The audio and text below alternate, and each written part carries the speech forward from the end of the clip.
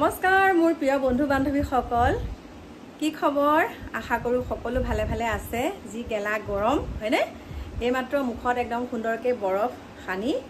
আহিছো শয়ন কক্ষলে এফালে ভাত বনাইছো দাইলত দিছো ঔটেঙা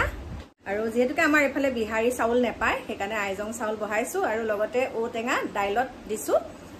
ঢেকিয়া ভাজিম মাছ শুকান ফ্ৰাই কৰিম মানে পুঠি মাছ আছে পিয়াজ দি পেলাই ভাজিম আৰু ঘৰত নাইকিয়া কাকু মাইনাহত জিমত গল আহি পাও হৈছে এফালে আমাৰ ডিকুদাহাক দেখা পাইছেনে কেনেকৈ শুই আছে বেচেৰা বহুত গৰম উঠিছে আৰু এচিটো চলোৱা নাই মানে আজি বাহিৰৰ বতাহাকে বোলো অকণমান আহকচোন আজি এচি নচলাও একদম মানে বিল বহুত অহা হৈছে আৰু দেই আৰু এখিনিতে আপোনালোকক কওঁ বহুতে মোক একদম শ্বেয়াৰ কৰি আছে ভিডিঅ' অৱস্থা নাইকিয়া হৈ আছে বাৰু গৰমত বহুতে মোক ভিডিঅ' শ্বেয়াৰ কৰি আছে যে বা আপুনিতো নগাঁৱৰ মানুহ কিন্তু নগাঁৱৰ মানুহক এনেকে কৈছে বা কিছু সংখ্যক নগাঁৱৰ ব্যক্তি বুলিও কোৱা নাই কিন্তু নগাঁৱৰ মানুহখিনি বহুত মানে হিংসা লাগিছে মই নগাঁৱত অহা দেখি এনেকুৱা এটা ডায়লগ দিছে আমাৰ সকলোৰে পৰিচিত মই নামটো এতিয়া আপোনালোকেতো গমেই পাইছে যিহেতুকে বিহাৰী চাউল বুলি কৈ ভিডিঅ' বনাই থাকে তেওঁ কৈছে যে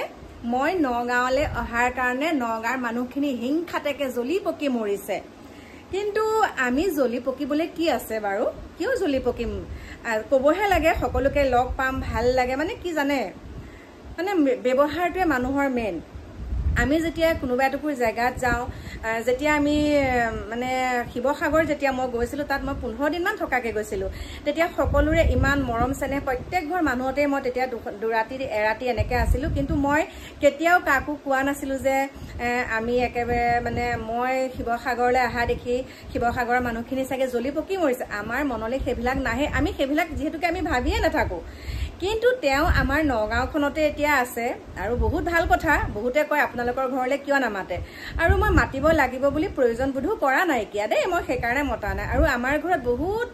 বহুত আগৰ পৰাই আপোনালোকে দেখা পাইছে যেতিয়া পাখি মাইনা ভিডিঅ' দিছিলে তেতিয়া আমাৰ ঘৰলৈ বহুত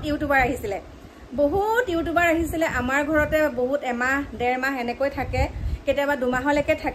থাকি আমাৰ ঘৰৰ পৰাই নগাঁও বিভিন্ন জেগাত তেওঁলোকে প্ৰমোচনৰ কাম কৰিছিলে কিন্তু তেওঁলোকৰ মুখতো মই এবাৰো শুনা নাই যে আপোনালোকৰ খং উঠিছে নেকি আপোনালোকে জ্বলি পকি মৰিছে চাগে মই যেহেতুকে নগাঁৱত আছোহি তেওঁলোকৰ মুখতো কিন্তু এইটো শব্দ শুনা নাছিলোঁ আৰু এটা কথাৰ কাৰণে এতিয়া এই কথাটোত কৈছোঁ বহুতে কৈছে আপুনি নগাঁও হৈ কিয় মাত নেমাতে আপোনাৰ গাত লগা নাই নেকি আচলতে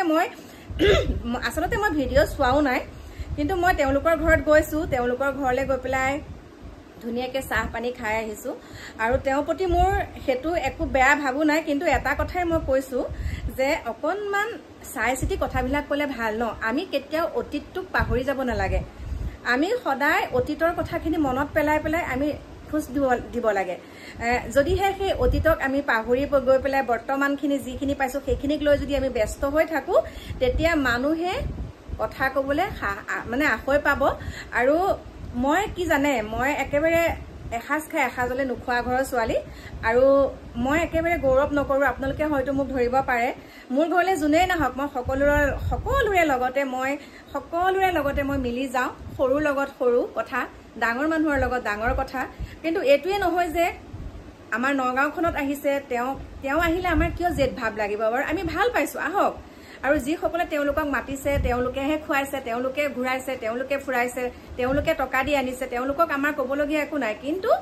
কথাটো হৈছে যে নগাঁও মানুহখিনিয়ে চাগে জ্বলি পকি মৰিছে সেই শব্দটো নগাঁও মানুহখিনি বুলি কোৱাৰ লগে লগে আমিও পৰোঁ যিহেতুকে আমিও নগাঁও তেওঁ যদি ক'লেহেঁতেন যে নগাঁৱৰ চাগে কিছু সংখ্যক লোক একাংশ লোক বুলি ক'লেও মানে তেনেকৈও ক'ব পাৰিলেহেঁতেন কিন্তু সকলো নগাঁও চাগে লোকসকল বুলি যেতিয়া কৈছে আপোনালোকে চাব ভিডিঅ'টো আৰু বেয়া লাগে সেইটো কথাত আমি অকণমান মাতিব সেইকাৰণে এতিয়া এই কথাকেইটা ক'ব লগা হৈছে বাকী কি ক'ম সুন্দৰ ভিডিঅ' বনাইছে তেওঁ ভিডিঅ'ৰ পৰা বহুতে অনুপ্ৰাণিত হৈছে সেইকাৰণে তেওঁ আৰু আগুৱাই যাওক সেইটো কথা কৈছোঁ কিন্তু কথাবিলাক ক'লে অকণমান আগৰ কথাবিলাক অকণমান মনত পেলোৱাটো বহুত প্ৰয়োজন বোধ বুলি ভাবোঁ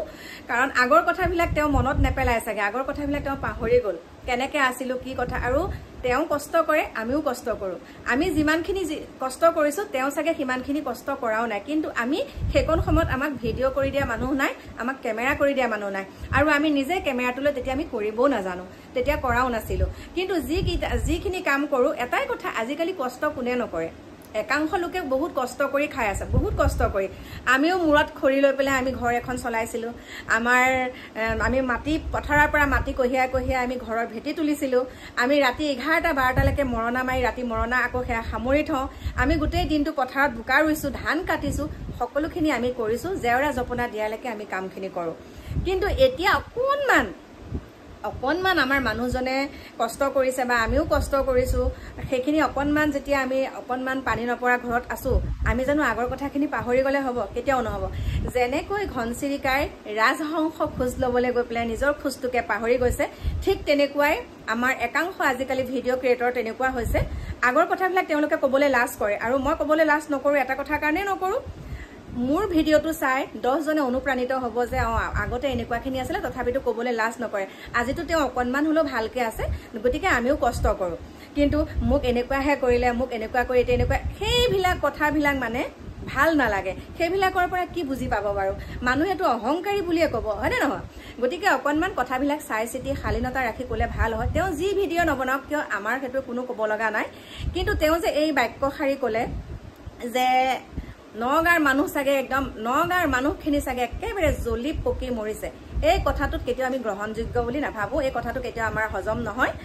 সেইকাৰণে তেওঁ সকিয়নি দি দিছোঁ, আৰু এই কথাটোৰ কাৰণে সকিয়নি এটাই দিছোঁ,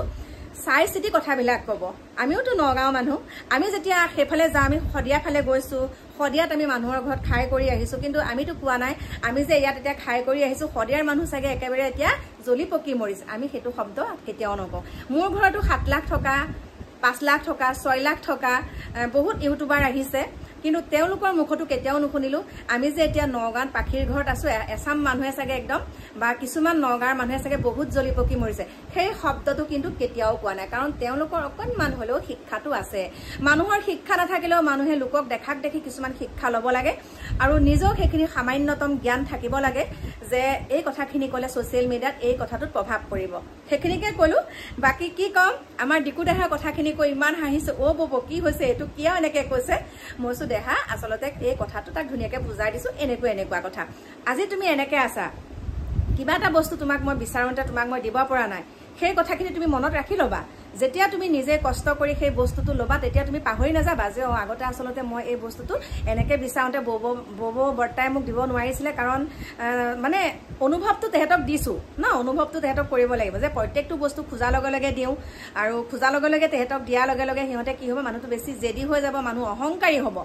গতিকে অহংকাৰেই হৈছে পতনৰ মূল। ভগৱানে দিও চাই, ভগৱানে নিও চাই। গতিকে থুৰে থাৰে ক'লোঁ কথাখিনি, আৰু আমাৰো কিছুমান বিচলিত হয় কথা, কিছুমান হয়, কিন্তু আমিও এনেকুৱাখিনি নকৰোঁ যে আমাৰ সেইখিনি সাম্য জ্ঞান আছে যে আমি ক'ৰবাত গ'লে বা ক'ৰবাত কিবা এটা খালে বা যিকোনো বস্তু এটা আমি ল'লে আমি মানুহক ঠাট্টা মস্কাৰ কৰি কথাটো নকওঁ দেই, সেইটোৱে কথা। বাকী লগ পাম মোৰ প্ৰিয় বন্ধু বান্ধৱীসকল। যদি কিবা আপোনালোকক ভুল কৈছোঁ তেনেহ'লে আপোনালোকে মোক মাফ কৰি দিব। এতিয়া বাই বাই।